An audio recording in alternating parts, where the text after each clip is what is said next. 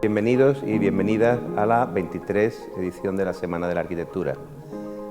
Durante las últimas 23 ediciones y aprovechando la celebración del Día Mundial de la Arquitectura, que coincide con el primer lunes del mes de octubre, hemos venido realizando una serie de actividades con el fin de reforzar los vínculos entre arquitectura y sociedad. Este año, y siguiendo la línea de actividades que hemos venido realizando en el colegio, con encuentros entre arquitectos y diferentes artistas, hemos pensado que era una oportunidad única para establecer como lema arquitectura-arte.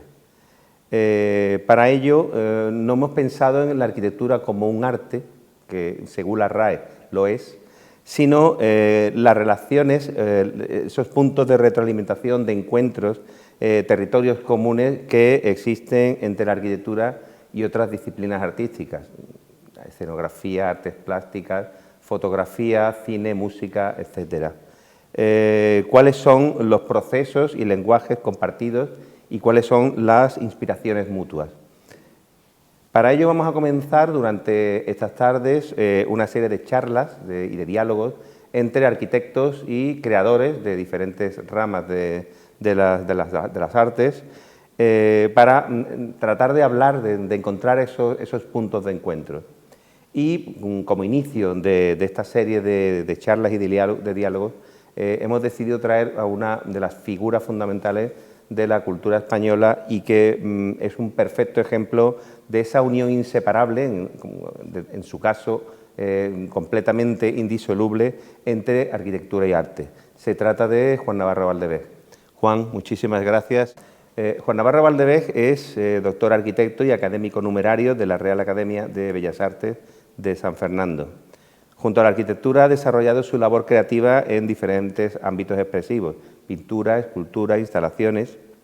Como arquitecto, entre sus más de 40 obras, muchas de ellas obras maestras, y desde aquella primera Casa de la Lluvia que realizó a principios de los 70 en Cantabria y que se convirtió en todo un manifiesto del lenguaje que vendría después, ha ido desarrollando obras tan importantes como la rehabilitación de los molinos del río Segura, en Murcia, el Palacio de Congresos de Salamanca, el proyecto de ordenación del área urbana de San Francisco el Grande y la Biblioteca Pedro Salinas, todos ellos en el conjunto de la Puerta de Toledo, en Madrid, el Centro Cultural de Villanueva de la Cañada, la ampliación del Centro Bulworth de la Música en la Universidad de Princeton, el Museo de las Cuevas de Altamira, en Santillana del Mar, la rehabilitación del Molino de Martos y Balcón del Guadalquivir, en Córdoba, los equipamientos culturales en el Solar de la Caballería, que constituyen el Museo de la Evolución Humana y el Fórum de Burgos, el Instituto de Arqueología, Paisaje Cultural y Patrimonio Arquitectónico en Amersfoort, en Holanda, los Juzgados de Mahón y su ampliación, la sede administrativa Novartis en Basilea, el aulario y sede departamental de la Universidad Pompeu Fabra y sede de la Fundación Pascual Maragall en Barcelona, la Biblioteca Arciana en Roma, la remodelación de la cela este del Capitolio y posicionamiento de la Vittoria Alada en la ciudad italiana de Brescia. Su obra plástica está presente en museos como el Reina Sofía, en Madrid, el Iván, en Valencia, el Centro Pompidou, la Fundación Getty de Los Ángeles o en la colección de arte contemporánea de la Caixa, entre otros. Su amplia trayectoria tiene un gran número de reconocimientos, como el Premio Nacional de Artes Plásticas en el año 1990, la Medalla de Oro Enric Tessenov en 1998, la Medalla de Oro de la Arquitectura Española en el 2008, el Premio a la Trayectoria Profesional en la 8ª Bienal Iberoamericana de Arquitectura y Urbanismo en 2012, el Premio Nacional de Arquitectura Italiana por la Biblioteca Arciana en Roma en el 2014 y el Premio Nacional de Arquitectura de España también en el 2014. Es además autor de libros como Una caja de resonancia, 2007, o Escritos, 2017, ambos de la editorial Pretextos. Juan, reitero el inmenso placer y el lujo que es para este colegio tenerte aquí con nosotros. Cuando quieras.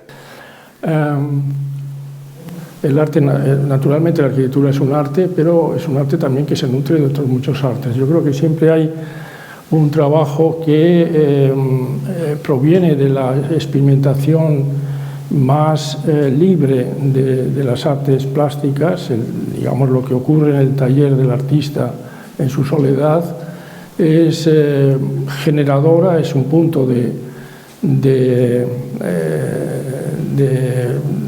crear una fuente de signos que puedan reinterpretarse y que en esa reinterpretación, ese valor que se puede dar, puedan pasar a ser protagonistas también de otras artes. Yo creo mucho en la contaminación, el que los resultados de un arte produzcan efectos, tengan efectos en otras artes y por experiencia también sé que la actividad artística es más libre, la actividad del artista que pinta en el estudio, del escultor que trabaja en su taller y que de pronto encuentra algo que no esperaba. Y que eso naturalmente es lo que está nutriendo muchas de las transferencias que se están realizando, por ejemplo, en el terreno de la arquitectura. La arquitectura tiene demandas más, digamos, más realistas y no hay tanta libertad, por supuesto, pero sí se nutre de esa transferencia, de ese movimiento que hay de descubrimientos en el taller solitario a la proclamación de un valor que pueda servir a la sociedad entera a través de la arquitectura.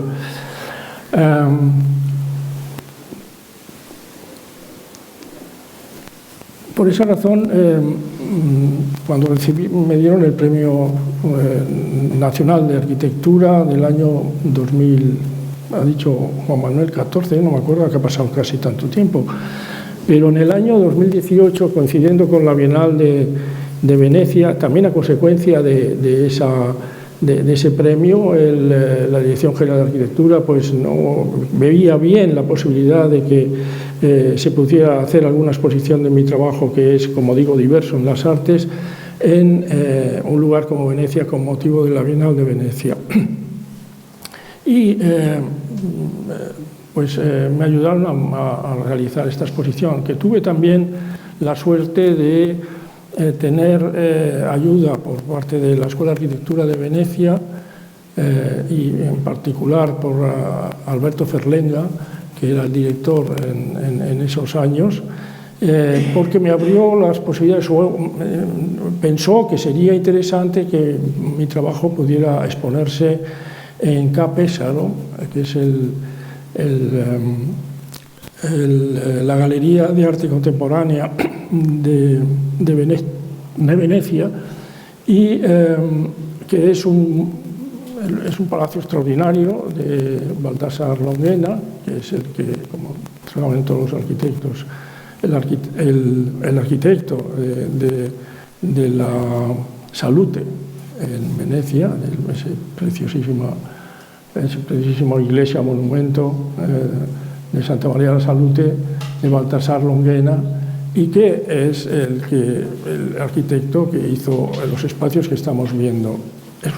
Son espacios muy altos y eso invitaba a hacer una exposición como en 3 pisos dentro de la unidad espacial y crear un sistema de acompañamiento de unas obras en otras, como si fuera en una Wunderkamera, y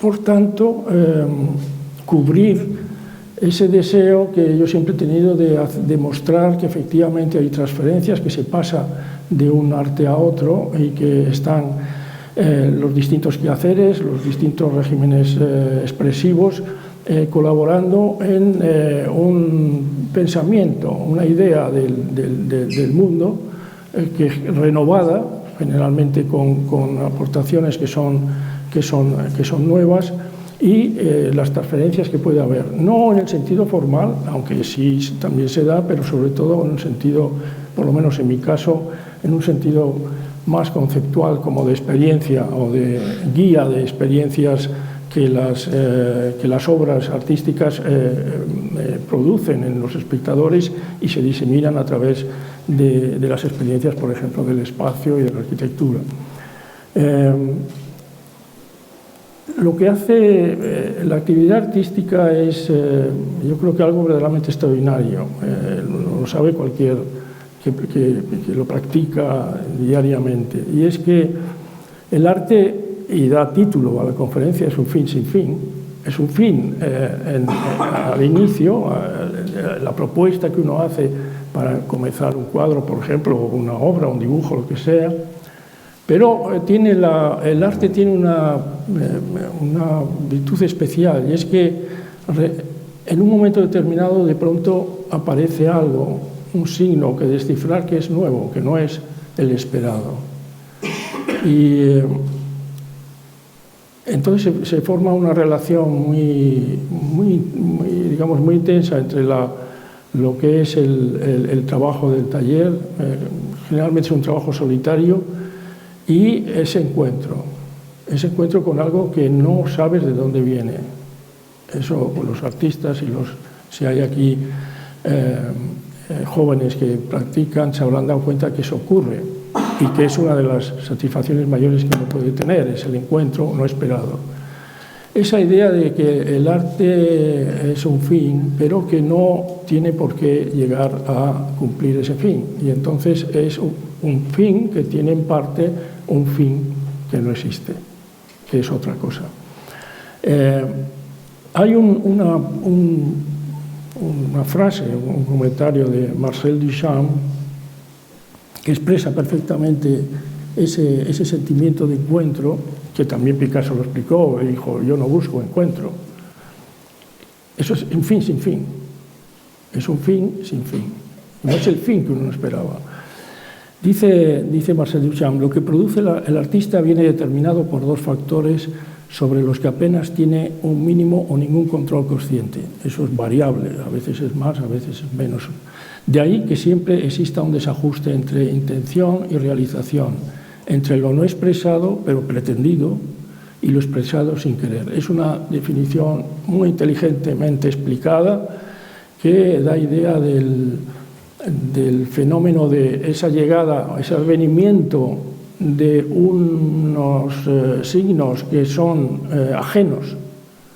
La palabra me parece que es adecuada, ajenos, que no sabes de dónde vienen, que tienes que apropiarte o descifrarlo o hacerlo tuyo, o bien rechazarlo, porque a lo mejor no significa nada o no supone ninguna integración.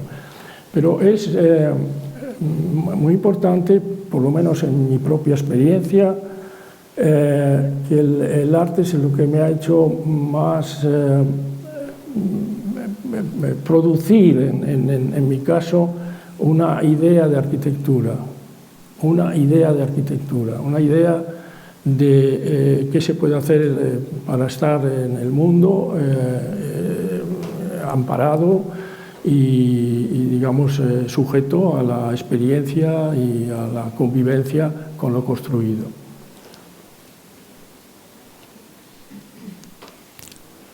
En el año 1969,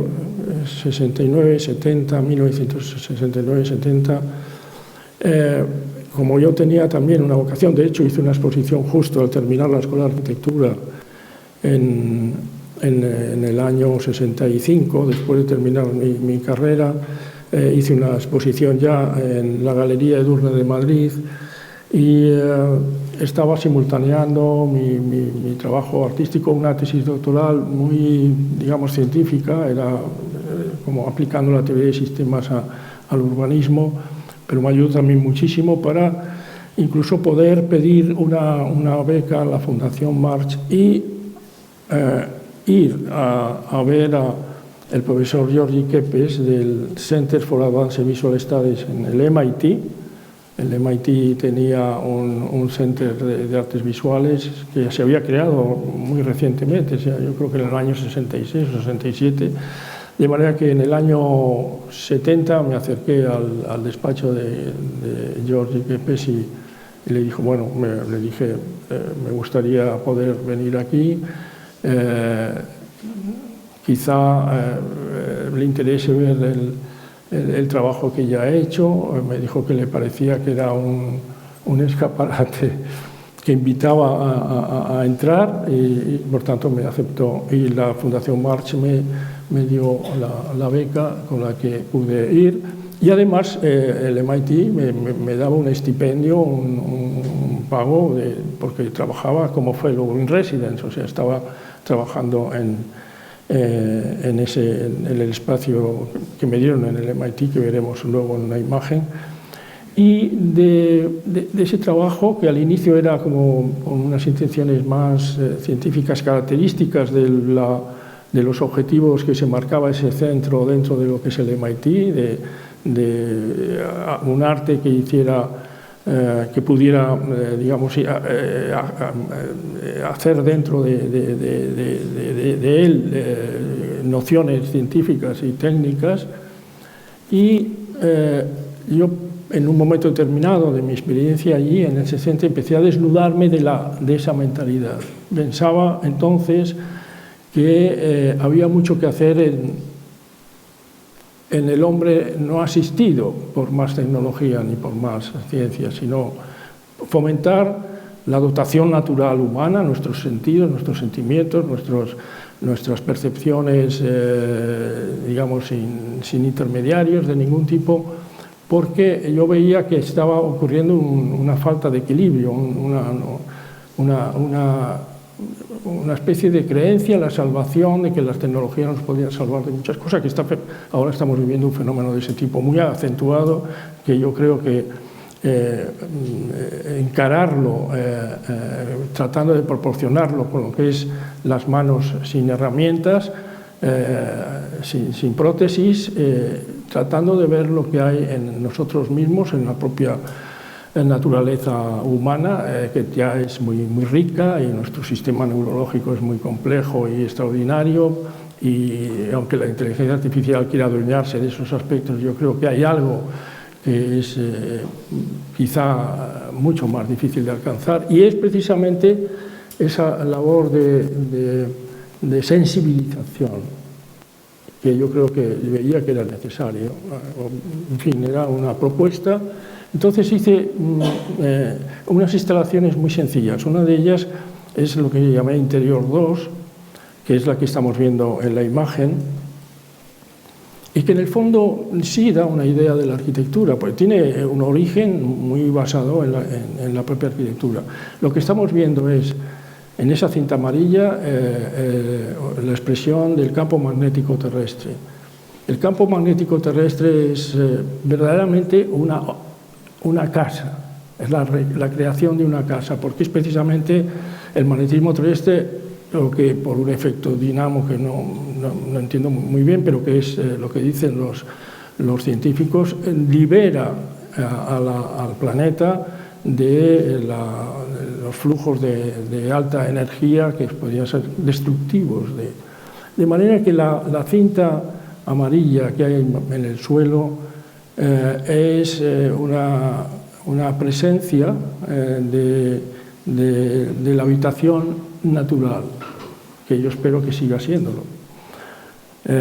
Y para excitar esa comprensión, creé un anillo negando la propia naturaleza que las brújulas mandaban, acompañadas de unos imanes, y describiendo un círculo, es decir, lo contrario de la dirección del magnetismo terrestre en la Tierra. O sea, es una coordenada esencial de nuestro estar en el mundo. Un poco más allá es lo que llamaba el peine de luz. La idea era que se viera a través de las pequeñas sombras tanto la luz radiante, si es que existe en la sala, como la luz ambiental, que da sombras paralelas, es decir, sombras que se abren o sombras que son paralelas, que como tal peine de luz pues, nos hacen pensar en ese flujo de la luz. El tercer protagonista interviniente es una pieza que yo llamé al inicio tiempo, porque es una pieza que consiste en un equilibrio de dos ruedas que están en dos cuñas, por lo tanto ambas desean como resbalar en ellas, pero una a la otra se soportan y se sostienen atadas a la aguja en este caso es un pesacartas normal, que tiene una vela encima y esa vela se está consumiendo cuando está encendida, entonces pierde peso y al perder peso el equilibrio de las ruedas se va transformando con toda facilidad, porque las ruedas están perfectamente equilibradas, están unidas. Yo quizá me acercaré a una imagen posterior que se puede explicar mejor. Arriba, sobrevolando esas variables que intervienen en la instalación, está colgado una pieza de equilibrio en la que se lleva a un lado el punto de cuelgue y porque para lograr el equilibrio, esa horizontalidad de esos dos brazos de lo que está flotando en el espacio, naturalmente se advierte que se debe al incremento del peso continuo en el elemento vertical a la trama horizontal. Y en el fondo, para muy importante es la representación de lo que una fuente de energía continua o muy frecuente, que es la luz. Es como un teatro tácito, no muy reconocido, en el sentido de que pasamos la vista como sin darle importancia, que es cómo las sombras cambian por la métrica del acercamiento a otro objeto, a una pared, por ejemplo. La mano en el aire tiene una sombra más precisa cuando se acerca, porque no intervienen los reflejos de luz ambiental, y se hace cada vez más nítida la sombra, así como el cuerpo ocurre lo mismo, o sea que al acercarnos a la pared en general el cuerpo se define en la sombra. Pero también ese juego de interpretación del cuerpo, de la sensación del cuerpo bañado por una energía y casi la riqueza que pasa desapercibido en esas experiencias. Eso, por ejemplo, llevado al intercambio entre personas, es lo que se llama la proxémica, que es un tema de la métrica de acercamiento, que consiste además en una arquitectura extraordinaria de distancias, el control de las distancias. La educación es un control de distancias, todo eso es la proxémica. Y está aquí como un protagonista más de una métrica de acercamiento con relación a lo natural. Pero todo eso viene también de lo que en ese momento estaba estudiando Edward T. Hall, que es la arquitectura invisible de las proximidades y de la cultura de los intercambios entre personas. Eso influía mucho porque mi tesis doctoral, que había sido sobre la información, en el fondo, la información es una coordenada que no existía mucho en la arquitectura, interviene, por ejemplo, en ese momento, en los años 60, a través de Venturi, pero todo el movimiento de Venturi, que efectivamente trata de la información en la arquitectura, me parecía que estaba, digamos, insoportablemente presentado a través de un capitalismo espontáneo que se veía por todas partes. Mi intención era crear un sistema de trabajo con la información que no tuviera que descansar en esas informaciones visuales permanentes, sobre todo, que eran muy agobiantes. Eso también es una respuesta a lo que es la experiencia de estar en Estados Unidos, donde el pop en ese momento, por ejemplo, estaba ya muy instalado en las artes y era algo que a mí no me interesaba en especial y por lo tanto reaccionaba ante ello. Me parecía que había cantidad de trash, o sea, de basura en toda esa celebración y bueno, esta pieza tiene todos esos datos involucrados en su ser. Hay unas vistas como más próximas que nos pueden ayudar a verlo, y particularmente antes esto explican, los hilos están atados al índice, ¿no? El indicador del pesacartas, y cuando se quema la vela, que no tiene derrame de esperma, pues se va perdiendo peso. Y al perder peso, ese indicador se mueve, porque está perfectamente equilibrado, no cuesta nada, se mueve. Yo lo llamé marea en ese momento porque reflejaba los movimientos por la atracción de los mares con el efecto de la luna, pero me parecía que eso está ocurriendo también, incluso unas creencias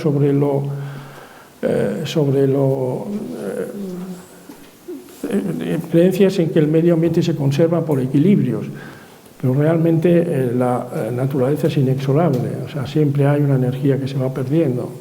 El tiempo acabará en el planeta Tierra seguramente, yo qué sé cuándo, pero acabará, digamos, más fácilmente con el hombre que acelera todas esas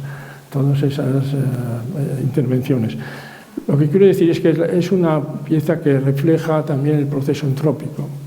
De manera que aquí, en este trabajo, había una intención de involucrar una serie de variables como algo que se puede sentir, traer a la presencia, digamos, en primer plano, por así decirlo, a cosas que están siempre consideradas en el fondo y que naturalmente deben de... Por eso en el texto que hay digamos, para anunciar la exposición hay un texto mío donde hablo de que se trata de una perspectiva invertida, una perspectiva que trae el fondo a primer plano, el fondo de estas energías que, digamos, pasan desapercibidas, que no se tiene suficientemente en cuenta y que nos conecta, que son hilos que conectan con nuestra naturaleza y que debemos de sentirlas de algún modo y tenerlas presente. Lo que estamos viendo en la pantalla es, yo creo que un póster que no salió, fui invitado por el Colegio de Arquitectos de Madrid para hacer una conferencia sobre las travesías que hay entre mis trabajos de artista, de pintor y de arquitecto, y lo llamé a la conferencia Transitadas Travesías y quise hacer un póster, lo hice, pero luego es un póster muy caro porque tiene mucho tamaño, muchos colores, muchas cosas, pero realmente ya está hecho y por eso lo he querido traer aquí, porque me parece que expresa muy bien las relaciones que hay entre estas artes. No son relaciones formales, mi trabajo no es... Y yo quiero dejarlo claro también desde el inicio, no es como el trasvase que hay entre la pintura o la escultura de Le Corbusier y su obra de arquitecto. Está hecho de otra manera distinta. Pero efectivamente este es un cuarto de las imágenes que hay. Hay 54 imágenes que pertenecen a distintos medios expresivos. Uno de ellos, en la parte de arriba, estamos viendo lo que podríamos llamar un juego escultórico o de presentaciones, una instalación, como ocurre con la columna del peso, o como la instalación de la Sala Vinson más tarde, en el columpio detenido en su posición. Son piezas que yo llamo de gravedad o de equilibrio, que no manifiestan su sentido, su razón de ser, por la capacidad que puedan tener de comunicación de una experiencia que ocurre por todas partes, pero no con la limpieza como que se está viendo en las fotografías. La columna del peso, por ejemplo, es una obra que nace de la consideración de la vibración en el suelo, pero eso me llevaría un tiempo explicarlo, no lo haré, pero es como si hubiéramos ido limpiando los objetivos de su razón de ser hasta que es simplemente una especie de diálogo con el trabajo que realiza la columna, que es canalizar las fuerzas y la pesa estándar que se pone a su pie, sería la figura extraída de ese fondo de la columna hecho visible, hecho como una entidad como exprimida de la naturaleza de la columna. y a través de ese jugo, de esa experiencia, pues tener una presencia, sentir efectivamente que la columna no es tanto la forma de los distintos estilos arquitectónicos, sino que es algo fundamental para la arquitectura, sea la forma que sea. Una independencia, en cierto modo, de la forma. En la segunda línea hay unas pinturas. Algunas de ellas son más antiguas que todo lo de arriba. Estas que vemos ahí, que son de gravedad en gran parte, ¿no? Esta pintura arrojada, pintura vertida que corre a través del lienzo, luego puesto en horizontal, pintura que recuerda, pues, bueno, a las que hay arriba, y aquí incluso hay una de ellas, la del extremo de la derecha, que parecen unas flores, pero es simplemente un relieve, una tela que está puesta con valles y formas más altas, y el líquido busca su camino, ¿no? Es una pieza también de gravedad, pero no tiene ningún parecido formal. Lo que sí tienen es un vehículo de advertencia al espectador. Efectivamente está hablando de la gravedad, igual que otra que parece muy distinta. La rueda a tracción que vemos en la imagen de arriba a la izquierda no es ni bonita ni fea, pero nada más verlo uno experimenta lo que significa tener algo, cualquier cosa en el espacio sostenido, y luego veré cómo eso se lleva a la arquitectura. Y en la imagen de abajo hay varios proyectos de arquitectura de cosas que están flotando aparentemente, nunca nada que flote, pero aparentemente flotan precisamente para reencontrarse con ese fenómeno del vuelo, como un fenómeno ilusorio que se da en alguna obra como la de Son, o se da en el caso del Palacio de Congresos de Salamanca, o también se da en la forma en que se abre a la luz el Museo de Altamira, que lo veremos ahora.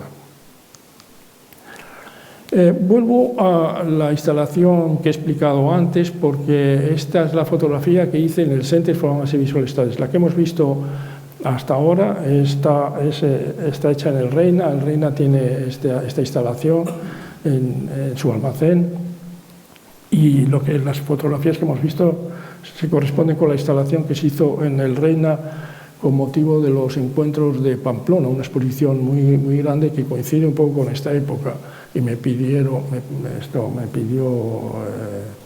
el comisario que trajera esta pieza, y luego la adquirió el Reina. Y esta es la que estaba este es el espacio en el que trabajaba en el Center for Advanced Visual Studies, ahí en el MIT. Yo recuerdo que el profesor Kepes, que aparecerá en algunos momentos comentado por mí en esta charla, entró en la habitación y se quedó mirando esa instalación en el suelo, aquí y allá, arriba, las piezas puestas en la pared. Y se vuelve y me dije, bueno, claro, es una pieza que no tenía técnica, no tenía, digamos, aparentemente un origen científico, era unas experiencias, pero me definió perfectamente, sin que yo supiera cómo hacerlo, lo que era. Me dijo, bueno, estás haciendo un sistema de coordenadas esenciales del hombre, del ser humano.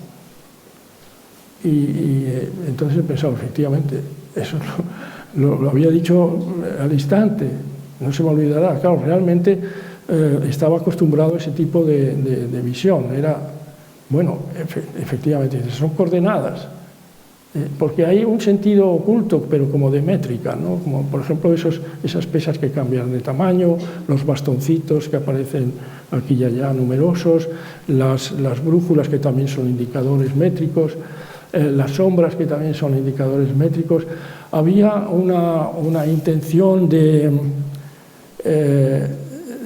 crear un sistema de coordenadas, no solamente las típicas 3 coordenadas, sino las coordenadas que fueran necesarias, donde aparece también el tiempo, por ejemplo, no solo los valores que pueda tener, de manera que se podía definir, por así decirlo, una idea de arquitectura, digamos, presentando aspectos de esta índole con distintas importancias. Diría sería una figuración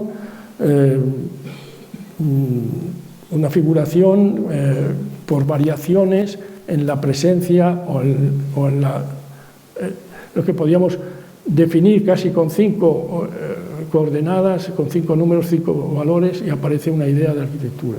Bueno, eso es lo que quería, digamos, ahora en este momento decir como una vía de mis intenciones, que no eran mías realmente, porque que se adelanta para decirme es un sistema de coordenadas.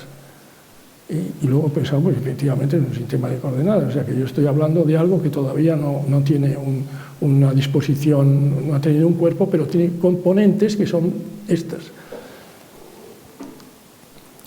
Estas son fotografías que tomé allí en ese momento con las piezas, con luz artificial además, pero se ven las mismas piezas, incluso una persona que era una compositora americana de música, había músicos y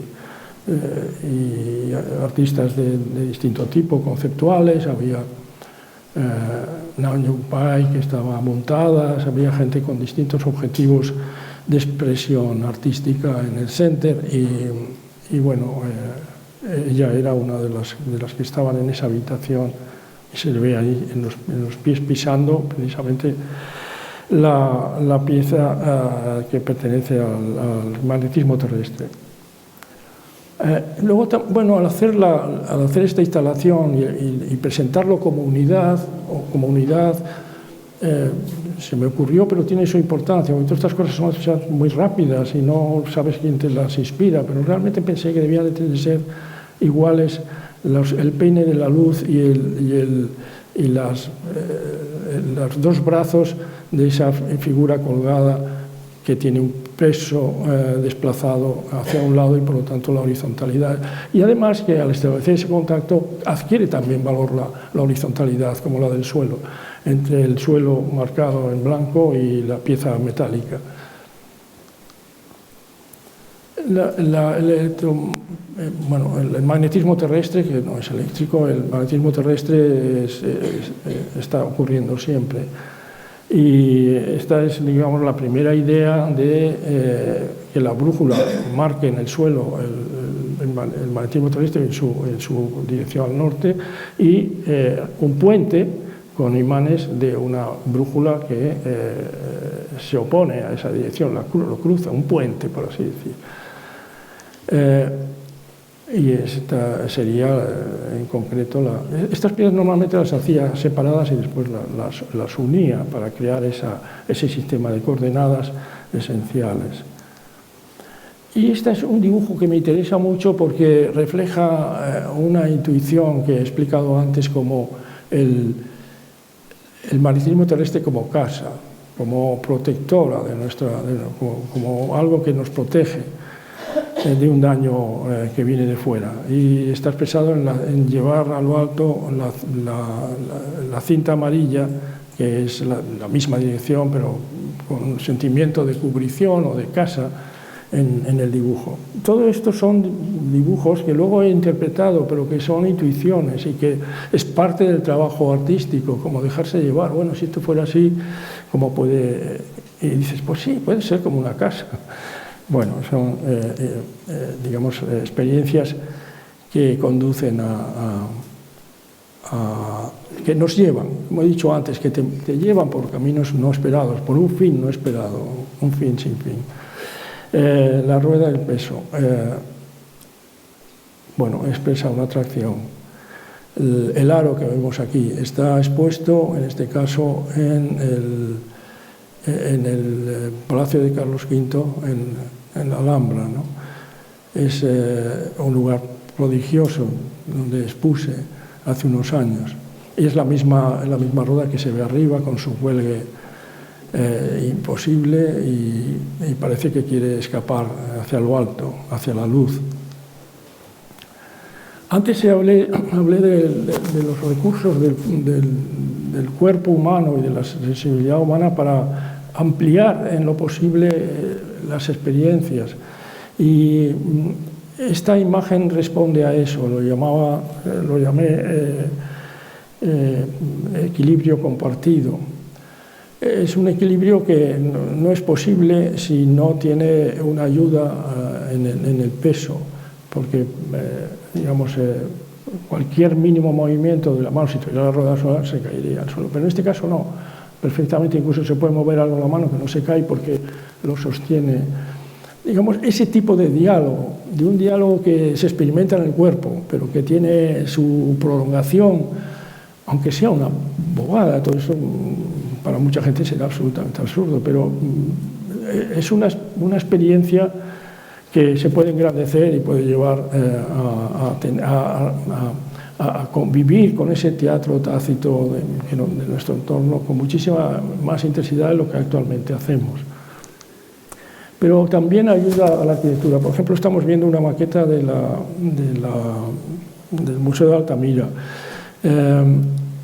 que está pensada muy deliberadamente como una losa, la losa geológica de un suelo artificial, hecho digamos, construido, pero a tracción, levantado en estas láminas que giran hacia un lado. Estamos cumpliendo el sostén de la tracción de la rueda de arriba. Esa imagen la pongo aquí unida porque efectivamente, aunque es un proyecto posterior a esa pieza, bastante posterior en el tiempo, es algo que me viene a la memoria al iniciar el proyecto. Tengo que levantar la losa. Por la otra parte es como un gesto geológico, espontáneo, natural, pero llevado a lo artificial, naturalmente, a la construcción. Y bueno, tanto el dibujo como aquí están viendo cómo lleva sus esfuerzos a la viga que está detrás de ello. Normalmente no sabes cómo ves el plano inclinado, pero no sabes cómo está soportado. Está soportado por tracción atrás, por lo menos en la concepción que tiene esta maqueta. Este es el movimiento del suelo que, digamos, está digamos, expresando la caída suave de la colina en que se dispone el museo. Y esta es, claro, naturalmente no es una pieza solo de gravedad, es una pieza de luz. ¿Por qué? Porque no hay parteluces, no hay nada que rompa la continuidad, porque está sostenido por detrás. De manera que a la vez es una pieza de luz y refleja muy bien el interior. El interior naturalmente siempre ahora tiene o ha tenido pues una cantidad de cosas dentro que estropeaban el sentimiento de la arquitectura. Pero el espacio es bastante, pienso yo, bastante emocionante precisamente porque uno no sabe por qué, cómo flotan esas láminas de hormigón y el cristal es continuo, no tiene ningún punto de apoyo. Entonces vamos a pasar dentro de las travesías transitadas, la luz. Estamos viendo arriba unas imágenes que corresponden a una instalación o un proyecto para el río Charles, las cajas de luz y lo que yo llamo la idea de el espacio de una luz universal, es decir, de carácter norte, de lo que tienen los artistas en el estudio de pintura. Luego una serie de cuadros sobre cielos, que en el fondo es una caja de luz, con sus nubes y sus penetraciones de la luz solar. Y en la parte de abajo la traducción en piezas donde, como vemos aquí, la primera de la tercera línea corresponde a un proyecto que gané, un museo para Salvador Allende, que no ha llegado a realizarse en Chile, pero quizá por motivos políticos y esos que estropean el camino natural del proyecto. Hay otros proyectos que están, digamos, trabajados con esa experiencia de la luz. Pero voy a irme atrás porque para explicar el proyecto del río Charles quiero hablar de la fibra óptica como un elemento. Antes de ir a Estados Unidos y, digamos, dentro de los trabajos que hacía prácticamente en la escuela, trataban de introducir pues lo que ocurre en la arquitectura hoy en día, que está lleno de servomecanismos que responden a demandas y a demandas de distintas actividades. Esto son unas piezas que vemos personas que están haciendo también actividades distintas, no solo se aíslan del exterior, sino además de otras habitaciones. Es una respuesta, digamos, técnica, el proyecto, con un ordenador que tiene todas estamos en el año 60 y pocos, o sea que se hacía con fichas de esas agujereadas, era todo muy artesanal y muy lento, y yo sin capacidad tenía que tener ayuda para hacer esto porque no podía soportar lo que se tardaba en hacer, y luego además tiene algunos errores, que la línea se corta y vuelve, en fin. Pero lo que sí vemos es que la arquitectura introduce, el concepto y la idea de arquitectura introduce un elemento dinámico en este ejemplo, un efecto dinámico que en general la arquitectura no sentía. Estamos en el año 66, 67, que no tenía. Tampoco es un proyecto muy alejado de lo que está haciendo Venturi y otros con esos sistemas de información explícitos en la arquitectura. Y el proyecto quizá más intenso en ese sentido es el que yo llamo, seguramente algunos lo conocen, porque lo habrán visto en publicaciones, donde aparece una figura que es la nube, que luego es lo que se ha llamado a todo este desarrollo del mundo de la información, y que era una reivindicación de la digamos, de no dominar el sonido, la exposición de los que bailan, por ejemplo. El seguidismo que se hace al sonido de los que tocan música a mí me resultaba, digamos, algo negativo. O sea, veías a un músico danzar y cantar y todo el mundo, como ovejas, seguían ese juego. Sino, ¿por qué? Bueno, porque hay una distinción entre instrumento y el que danza. Pero es una jerarquía donde el que domina las situaciones es el músico. El músico es el que despliega toda una energía que contagia a multitudes, y que es un tema incluso peligroso porque es masa y poder. Entonces, lo que se me ocurrió es pensar en que la actividad del músico y la actividad de la danza se unieran. ¿Se unieran cómo? Pues a través de un sistema de relaciones interpersonales en los que se tocan con luz. Por lo tanto, tienen que hacer movimientos y defenderse de los toques de luz, porque eso produce sonidos, y según de donde venga, produce vibraciones distintas. Por lo tanto, alguien que te toca por la izquierda hace pu, pu, otro sonido aquí. Entonces, ese movimiento crea música y no hace distinción entre el que manda y el que baila. Y este es el primer dibujo. Esto ya está hecho en España, no tiene que ver con, aunque está publicado por Negroponte en el MIT, en el libro que se llama Software Architecture, no lo hice allí, sino que lo había hecho antes de ir. Naturalmente todas estas cosas te ayudan para introducirte, ¿no?, en el despacho de los profesores en los que la ciencia y el arte se van a unir. Bueno, en cualquier caso, esta es una pieza que se llama Espejo Sonoro, que se expuso en la Fundación March hace unos años, me parece que se llamaba España Sonora, y que el Pompidou, o alguien del Pompidou, vio y me adquirió la pieza. La pieza consiste también en la creación de estos aparatitos que hice con la ayuda de un ingeniero electrónico para producir. Ya se está viendo, o sea, hay un sensor de luz que produce en el altavoz un sonido distinto por cada una de las procedencias de la luz. Y esa es la primera cajita cúbica que vemos ahí, es donde tenemos un aparato con sus 3 entradas de luz y con sus sonidos, digamos, creados, posibles de crear también en su interior.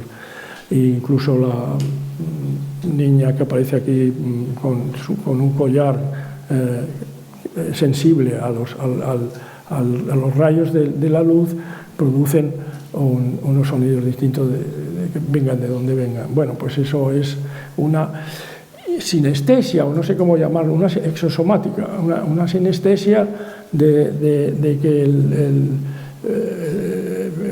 una persona que toca produce un sonido espontáneo. Me parecía maravilloso. El baile sería seguramente muy de ocultaciones con relación de unos a otros y de giros. Es algo que nunca lo he experimentado. Pero bueno, lo cierto es que se interesó al Pompidou, no así al Museo Reina Sofía. No, yo creo que no lo vieron y lo tienen en París. Ahora, la siguiente naturalmente era producir no sonidos, sino producir imágenes. Eso se acercaría más a lo que Venturi hace en sus propuestas, ¿no? de un edificio que tiene señales y que informa y además unas señales que pueden incluso moverse y ser distintas en el tiempo. Y esto es lo que hacen también las personas que están en ese espacio, producen, según su actividad, una imagen. Es curioso porque realmente se está produciendo todo eso después de por ejemplo, los emoticones que vemos en el teléfono. Es muy parecido a esto, solo que llevado a una realidad mucho más eficaz, ¿no? Esto es una exposición que era itinerante con trabajos de los artistas que estábamos en el centro y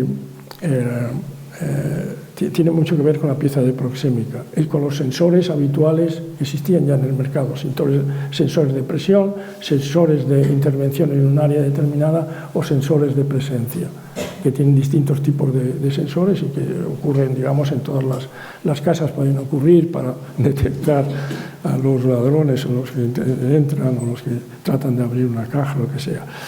Bueno, esta es una instalación en el Museo de San Francisco, Museo de Ciencias de San Francisco, y en el suelo yo dispuse estas hilas de fibra óptica que según cómo intervengas se encienden o se apagan, de manera que son, por eso digo que parecen los emoticones, porque la presencia es simplemente una figurita hecha con el hilo de la fibra óptica y que se enciende cuando aparece alguien en el lugar. Pero después se enciende aquel que te saluda o aquel que es más próximo o que dice hello, se encienden las manitas. Pero no solo para ti, sino para todos los que estén en el edificio. O bien los más íntimos ya sería, como expresan corazones, los emoticones de nuestros teléfonos. Y eran unos labios. Tiene que ver más con la presión. Es, digamos, la versión de una especie de proxémica explícita.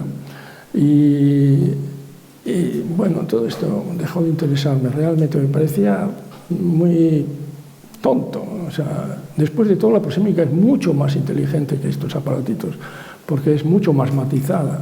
La educación, la arquitectura de la educación es fantástico. La educación, respetar al prójimo, a las distancias que se deben de tener o no, o simplemente no hables alto porque está durmiendo el niño.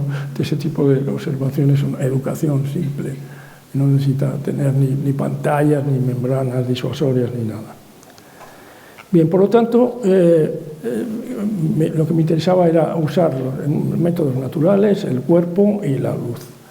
Y hice una serie de piezas, como vemos aquí, la mano en el aire, la mano que agarra, que por lo tanto es todo sombra, las figuras.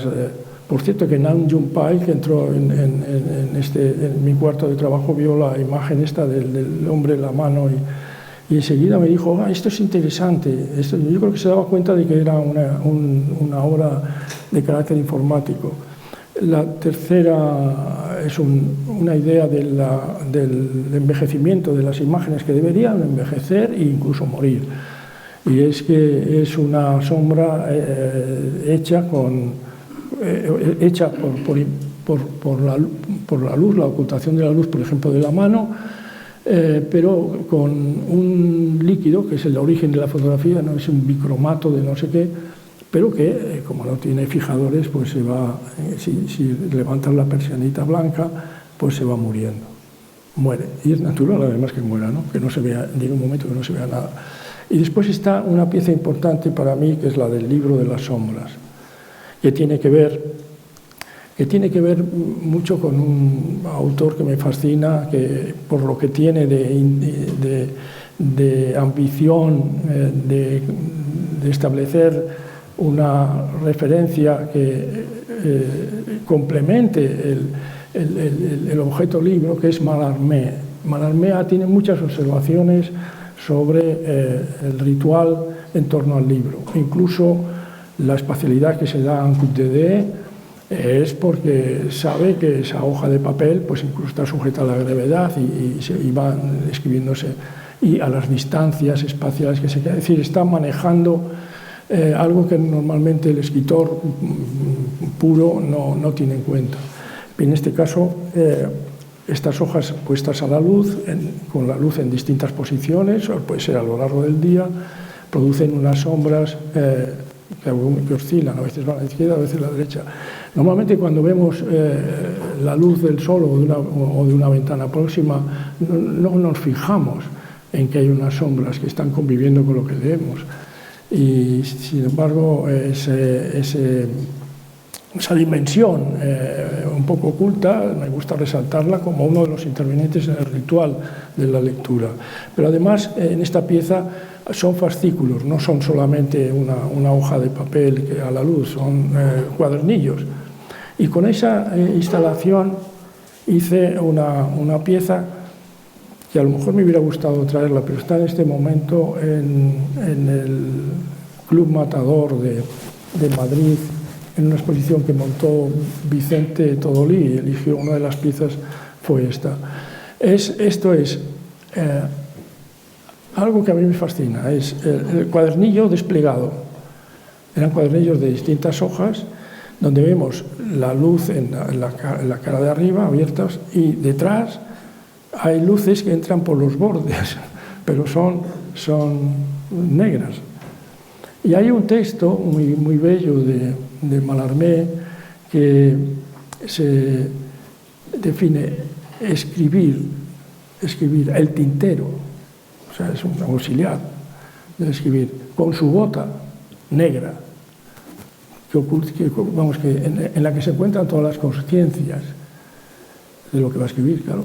Entonces, ese salto de ir de un objeto utilizado y sin ningún servicio a ese espacio complementario, es una palabra que a mí me gusta mucho y empleo en muchas ocasiones, la geometría complementaria de las cosas, que muestran lo que es oculto. A mí me produce una maravilla pensar que la ilustración, la iluminación, los libros, que son todos saberes y todo eso, están a oscuras, como la gota negra del tintero. En todas las bibliotecas están a oscuras totalmente. Tienes que sacar el libro, abrirlo, y entonces cuando... Bueno, pero esto, por eso tiene interés, digamos, un interés para mí, es un poco absurdo a lo mejor, pero claro, cuando hay pocas piezas entra más fácil la luz, se ve en la del extremo, pero uno puede casi pasar la vista por las páginas de arriba, que vemos cómo el sol está cambiando. Primero está a la derecha, después está a la izquierda, después vuelve a estar a la derecha. O sea, hay toda una serie como de situaciones explícitas en la propia sombra, que nunca tenemos en cuenta. Bueno, ese es un aspecto complementario que se une a lo que cuenta, a lo que expresa el libro, y más allá de su propio cuento. Bueno, por aquella época también, aparte de estas que he explicado, estas dos, me pidieron en el departamento de música de Harvard que hiciera el póster para un homenaje a John Cage. Y como estaba trabajando con las sombras, pues lo que hice, hacer unas sombras. Puse un cristal con unas letras que ven arriba de papel recortado y pegado y una lámpara. Entonces se produce el To John Cage. Y hay una pieza de equilibrio que no pinta mucho, pero la puse ahí para crear una cierta inquietud. Y luego el nombre de los artistas, entre los cuales hay gente muy famosa como Charles Moorman o Nam June Paik y otros. Pero también el mismo departamento me pidió, cosa que era más rara, un póster para William Burroughs, que es un escritor que además en aquel momento tenía mucha reverencia porque hablaba de drogas y de cosas. Y precisamente quizá por esos aspectos la universidad no quiso que se hiciera, por lo tanto ese póster no se hizo. Pero sin embargo es un póster muy bonito porque es lo contrario de la sombra. Era hacer un póster con la luz, con ese recorte. Y eso, aunque luego pasó bastante tiempo, es lo que ocurre en Salamanca, digamos, valorando el corte que abre la luz, dejando, o sea, es muy parecido, o sea, era también Gordo Mata Clark estaba haciendo por aquella época roturas en los edificios por lo que entra la luz. Había interesado el aspecto positivo, no destructivo de Gordo Mata Clark. El positivo en el sentido de que si tú tienes un edificio y haces una rendija como él hizo, pues entra la luz y qué maravilla, entra una luz a lo mejor pues en toda la pared que no contabas con ello y es un valor. Bueno, pues eso ocurre en el espacio de Salamanca. Hay otros aspectos que me interesaban mucho porque la rotura de la continuidad de una forma produce un after image en la persona, en el espectador, muy parecido a los after images de color. Por ejemplo, la imagen de este guerrero del templo de Gina que está en Múnich, uno lo rehace por completo, llena el cuerpo, el vientre lo llena a la vista, ¿no? Lo completas. Y eso a mí me interesa mucho, me interesa como teóricamente muchísimo, porque es, digamos, el cometido de hacer que el cuerpo y nuestros sentidos, sin ninguna arma especial, sea consciente de que efectivamente estamos recomponiendo esa figura, siendo parte de una creación de llenado. Y es un efecto que aparece en Henry Moore deliberadamente en muchas esculturas. Y me parece un acierto enorme porque efectivamente es como la creación de un after image, de un color que ves pero que no está en la realidad, sino que es en tu propio sistema nervioso o sistema neurológico con el cual asimilas una realidad en la que aparece algo que no está. Bueno, la imagen de la derecha es una imagen de la sala del corte de la luz. Bien, entonces, otro tema que tiene que ver con algunas de las instalaciones de los hilos de fibra óptica. En el center, el profesor Kepes hablaba cada año que hiciéramos un trabajo conjunto, no conjunto, sino que cada uno propusiera un trabajo, pero que todos dedicados a un tema, en este caso al Charles River, que es el río que pasa entre Cambridge y Boston, y el puente es el puente de Massa Vendon. Y ahí hay una pequeña isla, si se ve, de jardín, que la ven en la parte de ese codo del río, y está dibujado en la imagen de la derecha el movimiento del sol. Y lo que yo hice fue crear unos receptores geodésicos, es decir, con muchas caras para que pudieran seguirse con el sol, unos receptores que con fibra óptica llevarán el sol a unas boyas flotando en el río acompañando a esa isla. O sea, están viendo en el dibujo de croquis a la izquierda una de las bombillas encendidas, uno de los terminales encendido, que corresponde con una hora del día. Lo llamaba el derrape de la Tierra en el espacio soleado, ¿no? Porque se mueve a lo largo del día, o sea, es un reloj de sol que está flotando en el río. Es la geodésica con sus lentes de Fresnel que captan la luz del sol y la llevan donde quieran. Y aquí estamos viendo que la ha llevado al bordillo de esa acera.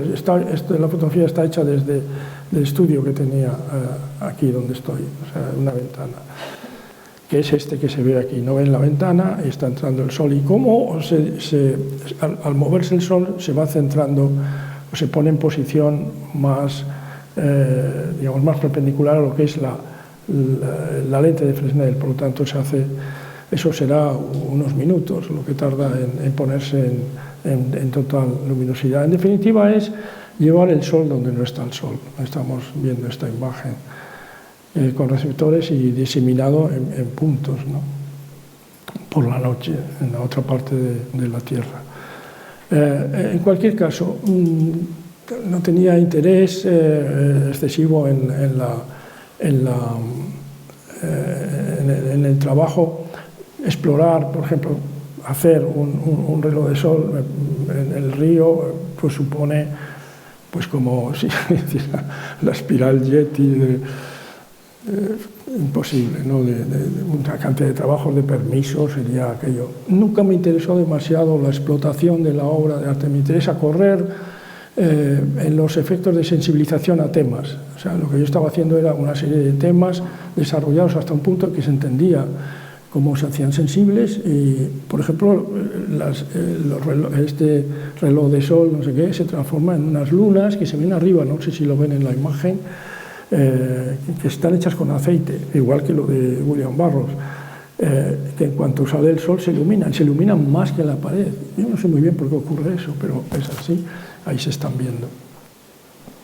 Te acompañan esas lunas a lo largo del día. Y lo que hice fue, después, más tarde, en años, lo que llamo la caja de luz universal, donde entra la luz, mucha luz, si se quiere, pero no directamente de un foco de luz, porque son muy profundos los laterales, quizá muy en la puesta de sol, pueda entrar en la luna muy casualmente y además muy próxima al lado por el que esté el sol. Pero eso es lo que me permite, en el caso del proyecto de Salvador Allende, abrir un camino de luz, un pasillo de luz, sol, o sea, deliberadamente hecho, porque además vienen de unas pinturas que yo realizaba de paisaje, en el cual, pues claro, las nubes, los miras el cielo, está lleno de piezas de luz, ¿no? O sea, los rayos de luz que entran entre las nubes, y están presentes aquí como esas barras blancas, se pueden reproducir perfectamente en un edificio. Y recuerdo que Enrique Miralles decía, ay, eso está muy bien, eso no sé qué, voy a hacer algo así, no sé qué. Bueno, y esto es lo que en el paisaje podríamos llamar la umbría y la solera, se dice, ¿no? La solera y la umbría, o sea, la división del paisaje en zonas o de las montañas en zonas de luz y de sombra. Y bueno, el dibujo es perfectamente explicativo de lo que se produce en la realidad, que es esa maqueta que vemos ahí, con una zona de sombra en una especie de estrella en el suelo. Aquí se ve más claramente. Han cambiado la dirección de las valvas de la entrada de luz y se producen esos efectos. Hice muchas instalaciones de este tipo porque me parecía maravilloso y nadie lo ha pedido realmente. Hubiera estado bien que hubiera salido en el Museo de Allende, que hubiera estado bien ese pasillo de luz en medio de la parte temporal y la permanente. Este es un proyecto en el cual el techo parece casi un instrumento musical y entonces también los colores adquieren valores dependiendo de dónde esté el sol, a veces es en las zonas de sombra más azules y en otros más doradas. Es como si fuera una guitarra de la luz.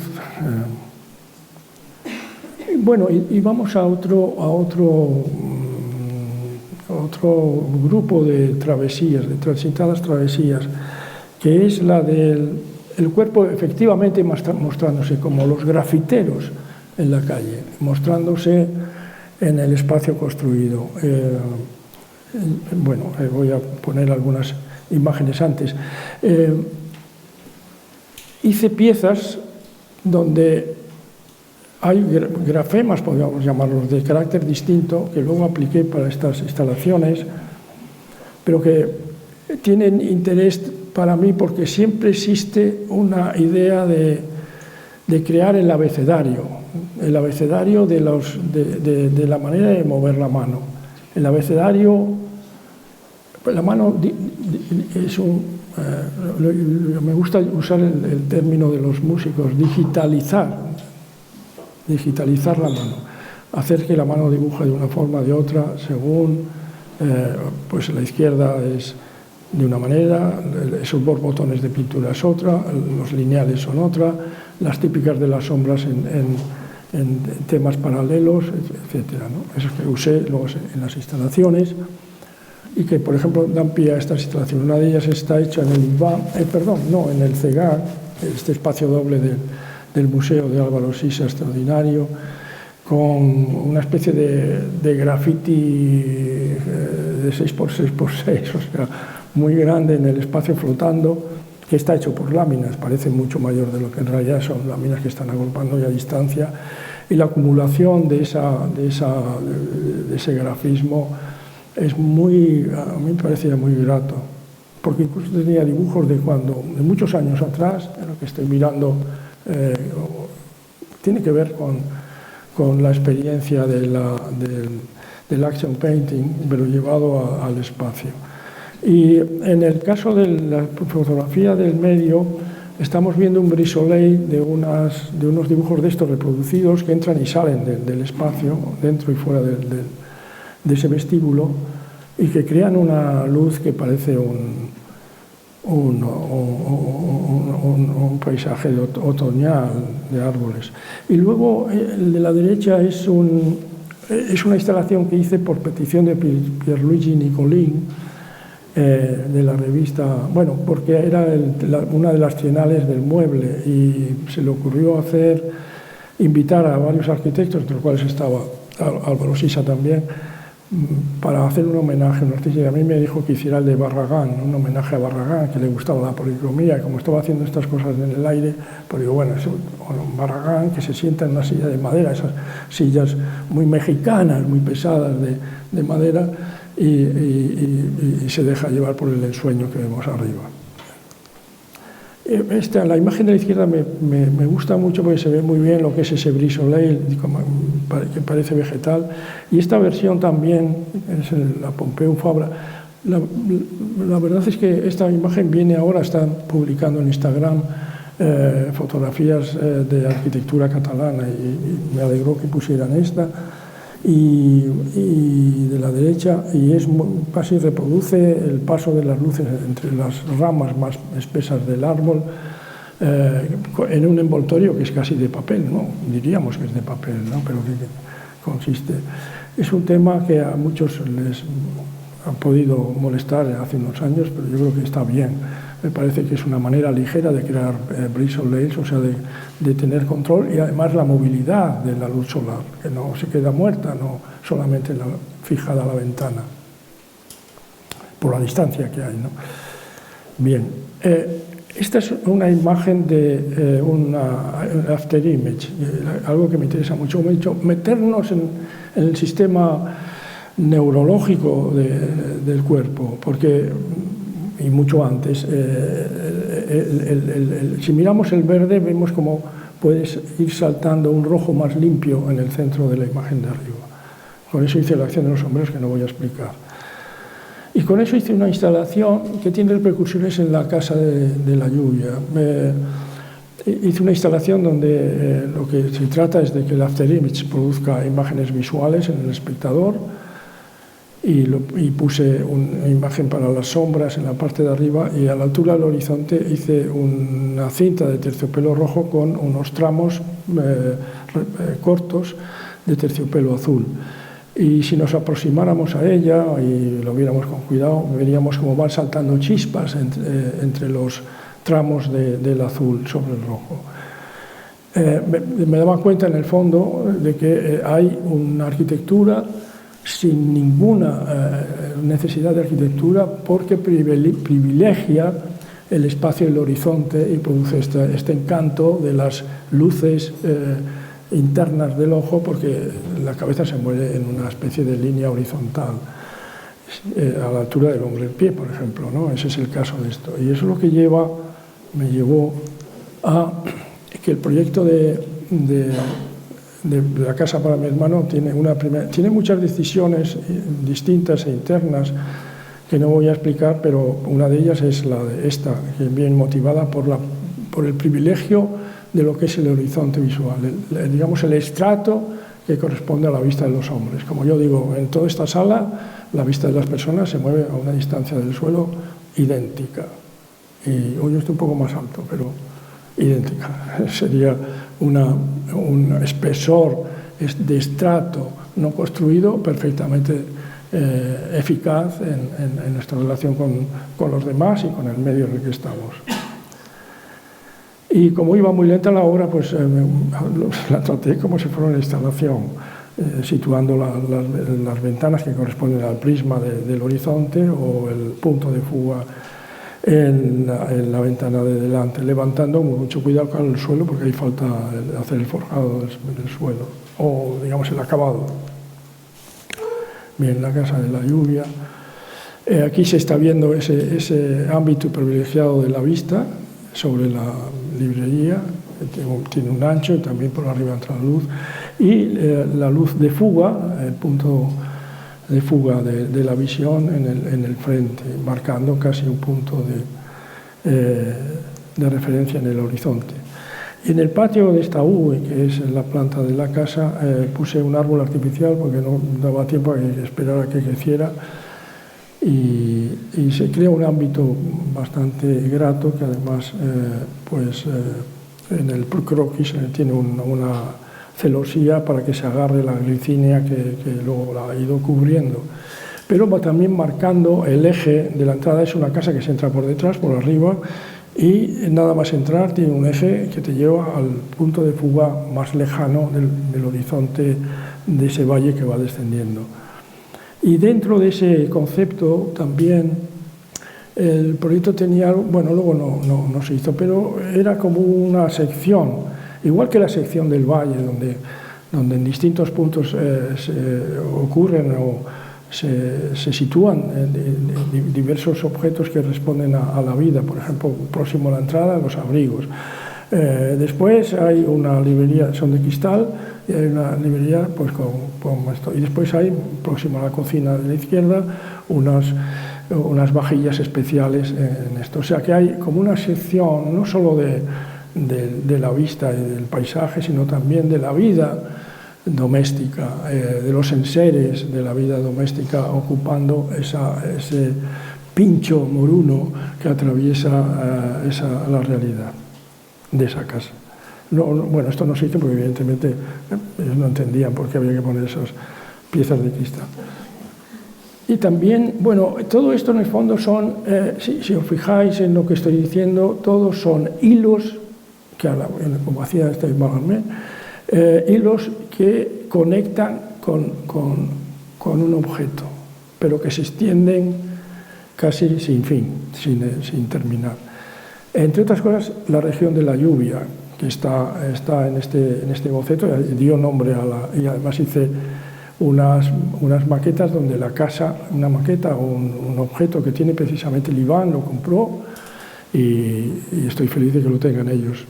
Es un lío porque exponerlo supone que va a manchar el agua en torno, pero es muy bonito, además el sonido es muy bello porque eso suena como un tambor. Y la casa no es la casa, es la lluvia también. Siempre digo, yo uso 3 o 4 maneras de explicar mi manera de entender la arquitectura, que es El espacio complementario del que he hablado antes, todos los espacios tienen la definición de un punto, es el cruce de dos rectas, no es un punto, es el cruce de dos rectas que no tiene ni principio ni fin. El concepto de tapiz, una figura en un tapiz no tiene principio ni fin, porque si cogemos el hilo con el que está hecho y dibujada la figura, se extiende a lo largo de todo el tapiz, aparece en todas partes. Es decir, es una arquitectura que trata, o la caja de resonancia, lo llamo también, son arquitecturas que resuenan o que pretenden dar una idea de lo que las rodea y se activan, son dinámicas en el sentido de todo lo que rodea la casa, todo está igualmente animado. Caja de resonancia, tapiz, espacio complementario, todo son maneras de explicar esa continuidad del objeto. Aquí vemos la casita mojándose. Bueno, es una cajita que tiene un motorcito de agua porque se crea un circuito para que no se acabe el agua nunca, ¿no? Pero sí, llueve en esa pieza. Y entramos en un tema que a mí me gusta mucho porque da pie luego a la pieza de Vinson, que es...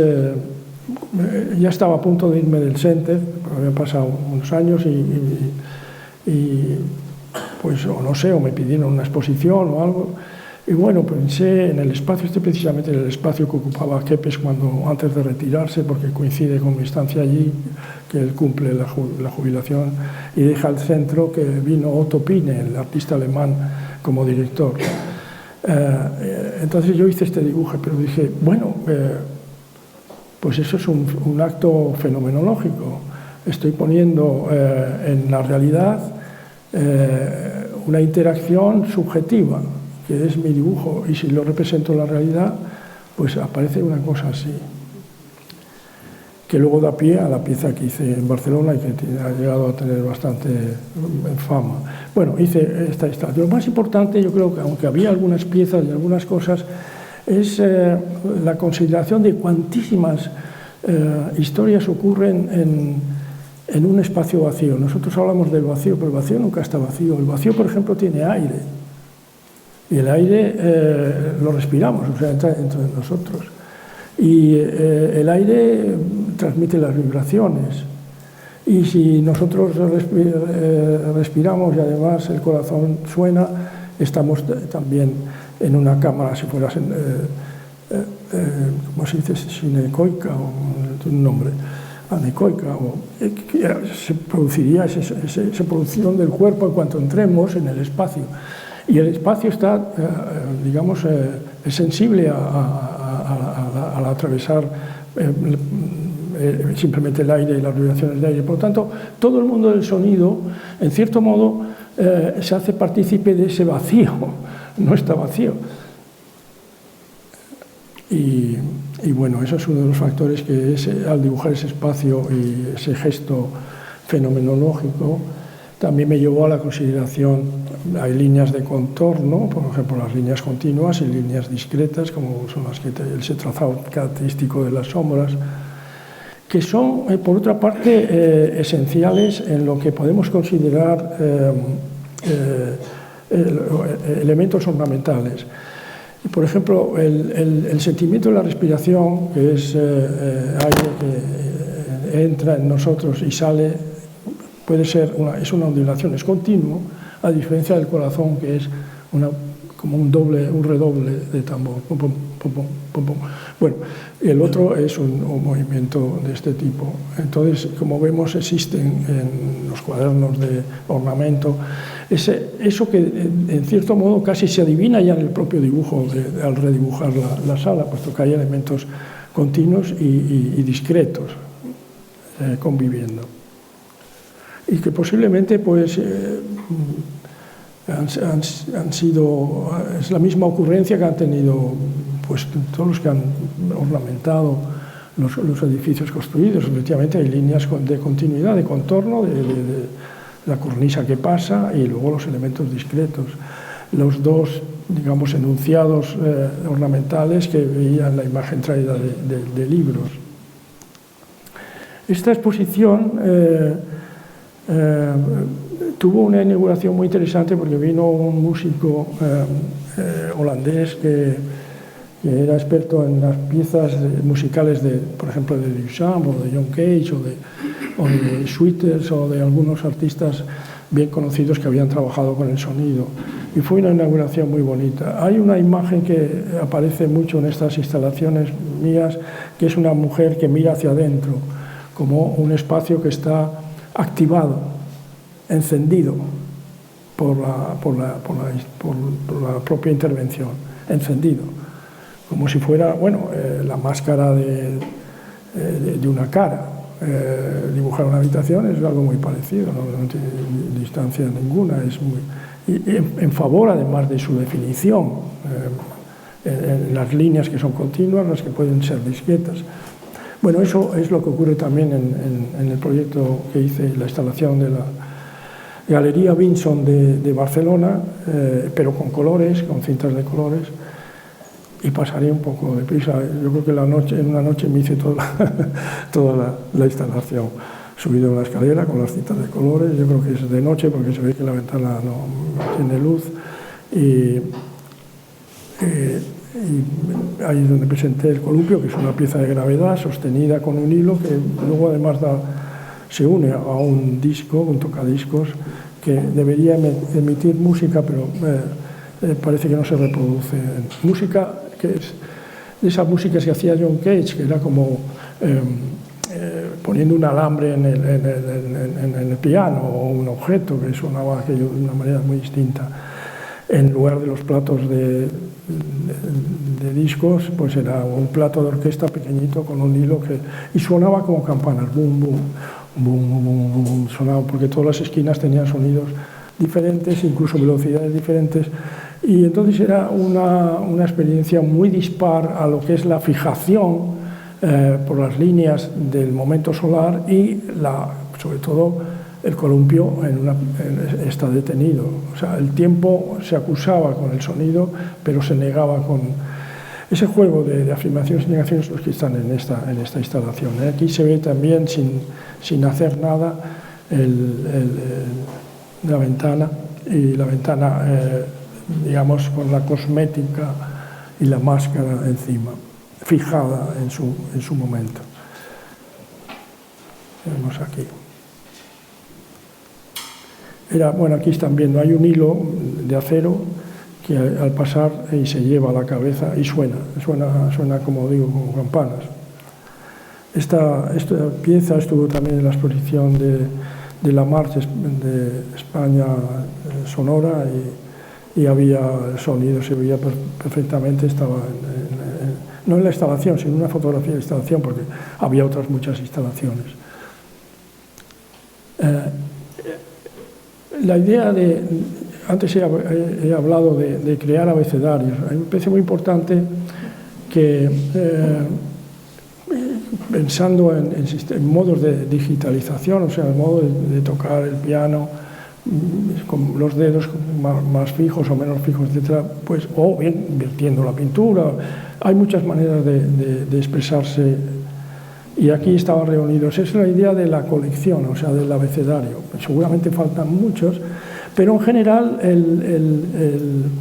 el arte tiene unos grafemas, por llamarlo así, muy limitados, mucho más de lo que creemos. Creemos que uno puede hacer de todo, y no es verdad. Hay unas formas características. Esta, por ejemplo, empecé a darme cuenta de que no se hacían más. Después encontré en un texto de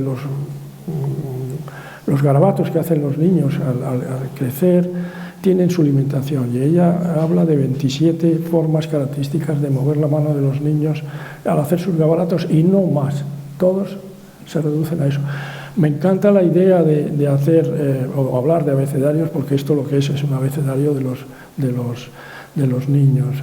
Luego empiezan a repetirse, por eso además empiezan a hacer dibujos de distinta índole que los garabatos, aunque sí también hace la distinción de la situación en que sitúa el garabato, el niño en el papel. Por ejemplo, hay una espacial, un deseo de ocupar el espacio de distintas maneras. Bueno, la separata que la he puesto porque, bueno, estaba aquí con vosotros, con personas que han trabajado para estos números, Y en esta hay una idea de, bueno, se expuso en esa separata número 4 las ilustraciones de un libro de Álvaro Pombo, que estaba a punto de salir en la Gaia Ciencia en Barcelona, y a mí me gustaba mucho porque esto está en las páginas del libro. Todos son elementos gráficos visuales de distinta índole, tratando de llenar una manera de expresarse que es muy distinta. Por ejemplo, los platos de orquesta insinúan también el golpe de los platos al cerrar las hojas, por golpear una sobre la otra, o bien llevar el dibujo a los extremos, o bien soltarlo por el aire, o bien volver a las sombras que hemos visto antes. En fin, y hay otra que nunca se ha visto, que es la que yo llamo la expresión figurativa, porque no se podían poner más que las ilustraciones que vimos. Bueno, no es una ilustración, es un acompañamiento de los poemas de Álvaro Pombo. Y a la derecha vemos unos de carácter más figurativo, incluso un retrato de él que está como mirando una especie de retrato con una camisa en el espacio, ¿no? Enfrentado. Y dibujos de libro abierto, dibujos de libro abierto con dos características, y unos ojos. Esta es una pieza que a mí me interesa mucho, de las que hice en los años 90 y pocos, que es una versión en distintas maneras de pintar del trono de Ludovici. Es una imagen motivada por esta pieza y como si hubiera distintos artistas que salían de mi propia mano expresando una referencia a la flautista del trono de Ludovici. Pero, ¿qué es lo que hay en un dibujo extraordinario? Por ejemplo, con este de Leonardo, que es un dibujo, por ejemplo, vemos dibujo de contorno, dibuja maravillosamente. Esto es un dibujo que se llama en punta dry point, silver point, no dry point, silver point. Está hecho con plata en un papel preparado que deja una huella negra y que no puedes corregir, no hay modo de corregir, porque el grabado en bronce o de otra manera normalmente se puede, digamos, negar si se elija, ¿no? O de otros modos. Pero la precisión del dibujo. Pero yo creo que debemos de fijarnos en que hay unos dibujos de contorno evidentes, que son los del rostro, la nariz, todo. Y hay dibujos que me llaman la atención, que son de los rizos del pelo. Por ejemplo, el pelo que cae a la izquierda del rostro, de esta especie de ángel, es un movimiento. Lo que está representado es un movimiento de la punta del pelo. No está representado el pelo, sino el movimiento, la trayectoria que ha hecho al moverse. E igualmente pasa en la especie de coleta de su pelo en la parte de atrás, donde vemos traslaciones de una curva. Claro, Leonardo se ha hecho muy famoso, por ejemplo, por los dibujos de la representación del movimiento, los torbellinos de agua.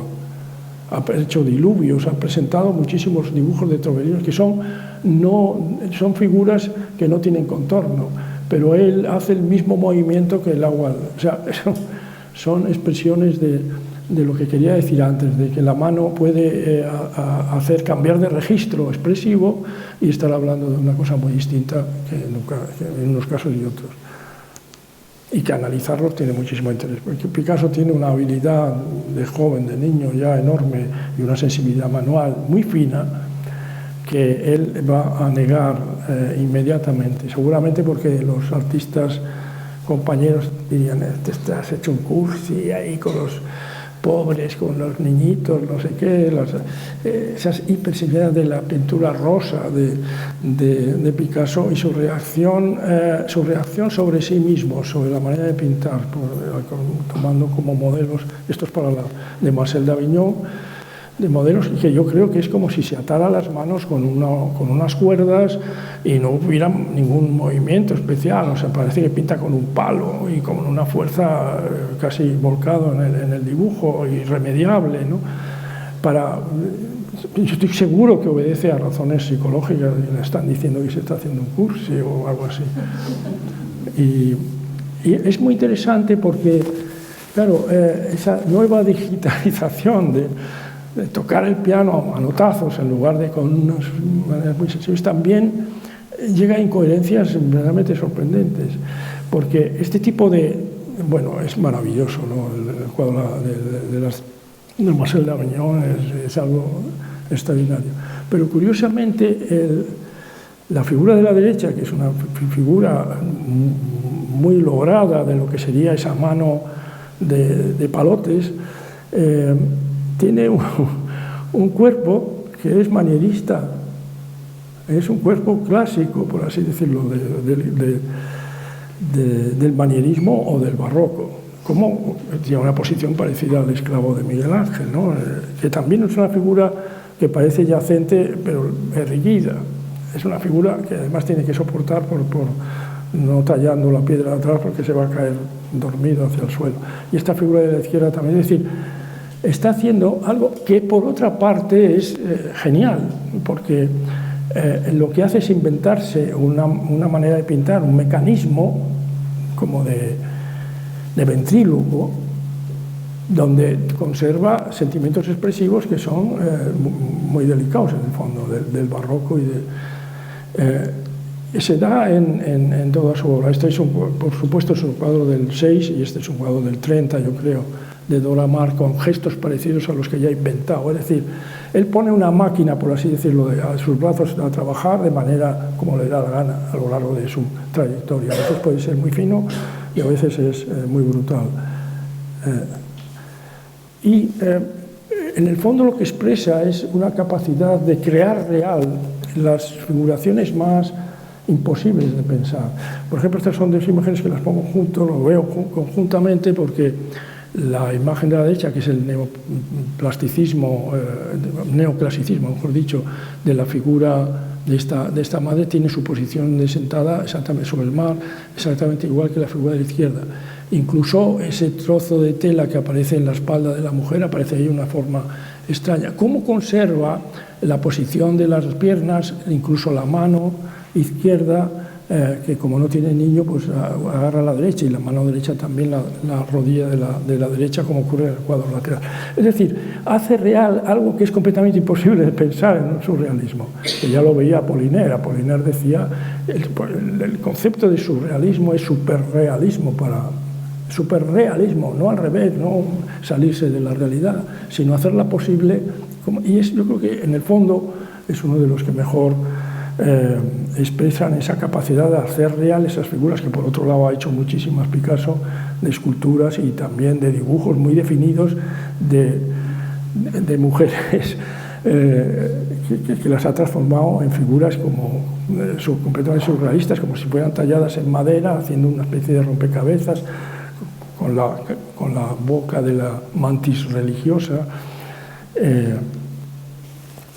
Y aparece en la exposición que había en Málaga este año, o hace poco tiempo, en la escultura se ve clarísimo, porque él es capaz realmente de tener muchas manos muy distintas como escultor. Y uno de los cuadros que a mí me parecen más logrados en ese sentido, y en los comentarios que estoy haciendo, es el cuadro de la crucifixión, donde cada figura tiene un registro manual, por así decirlo, completamente propio, distinto. No es como el Guernica, que el Guernica es un cuadro en el fondo muy clásico y muy coherente, incluso diría que cómodo visualmente, porque todas las figuras tienen el mismo régimen expresivo, y estas no, cada uno tiene un régimen expresivo distinto, porque es capaz de hacerlo. Eso no hace casi ningún pintor. Bueno, esto es algo que a mí modestamente me ha interesado muchas veces, introducir elementos y maneras distintas de hacer. Entonces, las exposiciones que yo he visto, esta misma que hay aquí en nuestras salas, nunca me ha preocupado el que no tengan ninguna coherencia formal, sino que hagan su sitio, cada una de ellas, a su manera y su tipo de formalización, como si fueran las figuras distintas de las que hacía en las que hacía Picasso con su escultura, pero aquí con pinturas y con cosas que se disponen en el espacio. Este lenguaje diverso, implícito en muchas de las pinturas japonesas, es una pieza de Honami Koetsu, que es un enorme artista esteticista del siglo XVII, que no está superado por Occidente. Pero estamos hablando de siglos atrás. Occidente estaba muy vulgar comparado con este tipo de arte, ¿no? Y bueno, esto tiene algo de eso. Es un cuadro que se vendió en la última exposición, que tiene que ver con estos, pero también hay ese deseo de jugar con la mano de distinto modo, y que tiene que ver con trabajos que hicieron los japoneses. Esto es de un tal Utsu, o no sé qué se llama, El camino de la montaña, que se ve cómo se están despidiendo o entrando en contacto con otros personajes, abriéndose el camino entre las montañas. Muy bonito, por cierto, y muy reproducido. Este es lo que está arriba, porque quería hablar algo de este tipo de intervención, de lo diverso. Y también este está arriba. Y pasamos, voy a terminar ya, porque está haciéndose tarde. Simplemente para volver sobre la pieza de las energías. Este es el último cuerpo de obras hechas como motivando las energías, y por eso introduzco la pieza con la que he abierto la conferencia, la parte de arriba, y que la quiero situar en ideas de arquitectura, porque todos conocemos la de Lavater-Ogier, que se refiere a la materia que da origen a las construcciones, y dibujada por otro grabador distinto de Lavater-Ogier, o la pieza en la que se explica Semper, que es la cabaña primitiva caribeña, o bien su idea de museo, donde hay los distintos modos de trabajarlos. Semper no solo emplea materiales, sino que crea un cuerpo, un cuerpo que contiene distintas maneras de hacer, por ejemplo, tejido de las paredes, el apilamiento de la piedra en el suelo, la cerámica del horno, la cubierta, la carpintería de la estructura de madera. Eso está todo, son como las distintas coordenadas de las variables esenciales de la arquitectura expresadas por Semper. Pero yo creo que todos los arquitectos han hecho siempre, los grandes, claro, una especie de teoría de la expresión. Y en el caso de Mies y Lili Reich, seguramente esto es más de Lili Reich, porque es de Exposición de la Seda, pero trabajó con Mies. Y claro, la presentación del material en bruto es como muy característico de Mies, que decía que él no era formalista. Él decía que no era formalista, que él decía lo que pedía. Y realmente él lo que quiere expresar en el pabellón de Barcelona es hace una presentación intocada, y la expone con valores que son equivalentes. No hay nada que esté por encima de un vidrio o de un panel de mármoles. Están en el mismo plano de importancia. No hay articulaciones, no hay jerarquía. Es un espacio donde lo que se hace es presentar lo más intocado, por así decirlo posible, el material de trabajo, porque además, como él trabajó como en la venta y en la producción de las piezas de piedras para la construcción, pues seguramente le da un valor inmenso, porque son verdaderos tesoros maravillosos hechos en el tiempo histórico, geológico, ¿no? Y siempre ha hecho en esa presentación principalmente texturas. La estructura, que nunca le gustó la estructura de los edificios porque era jerárquica, en mi opinión,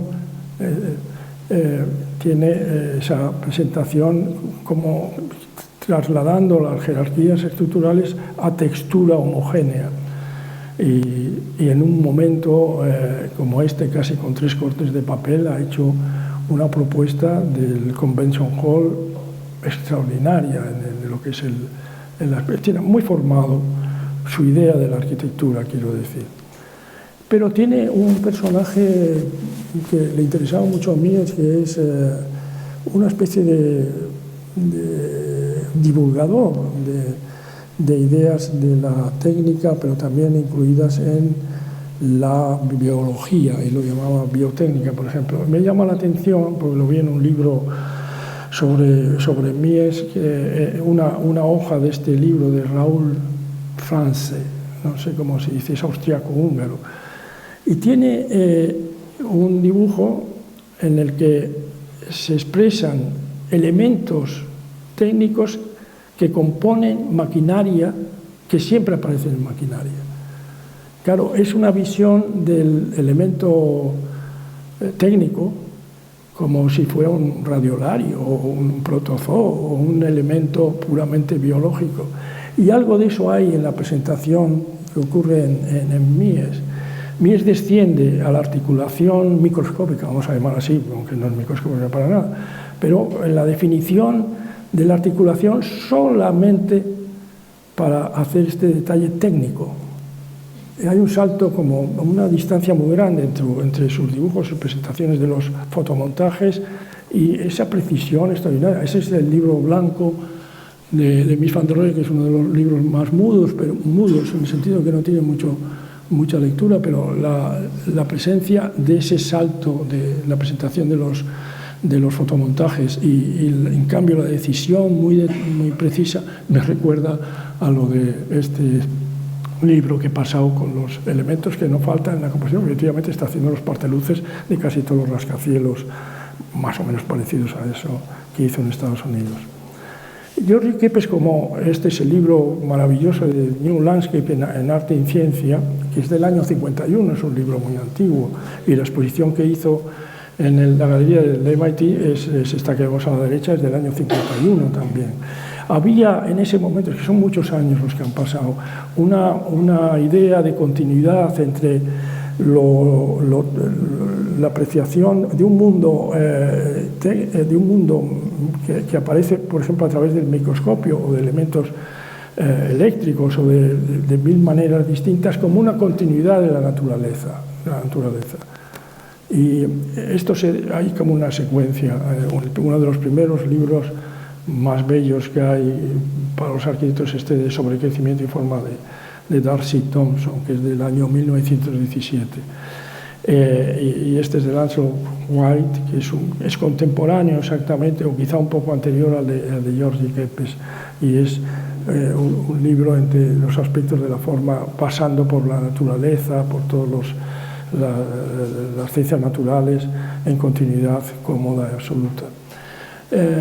Idea de arquitectura, por ejemplo, en Kahn, parece que está muy expresada como esa necesidad de incluir los temas dinámicos y tener una capacidad de expresarlos en lo que es la ciudad y lo que es propiamente la arquitectura. Entonces tiene tres sistemas de expresión.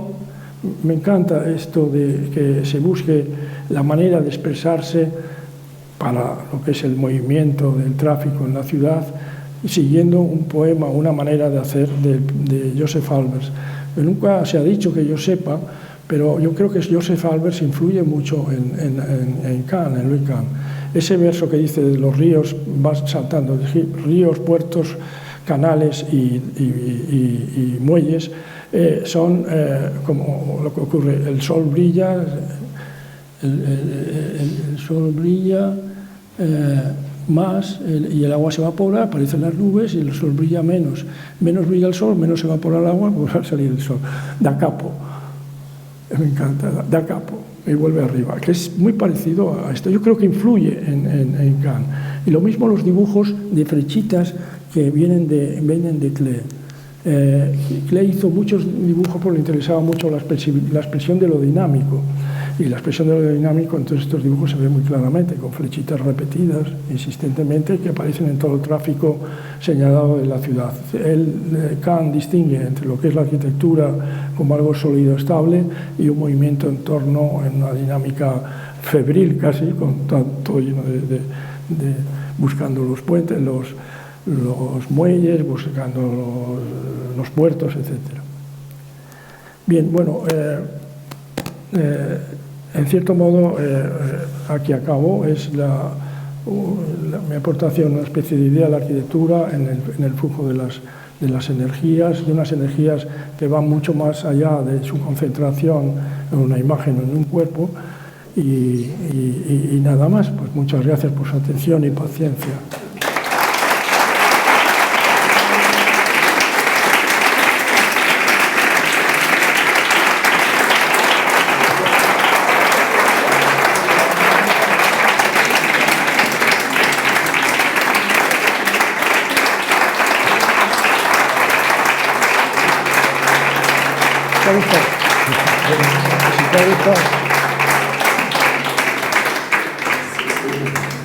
Yo creo que sinceramente era complicado tener un mejor arranque a esta semana, y sobre todo teniendo en cuenta el tema que estamos tratando.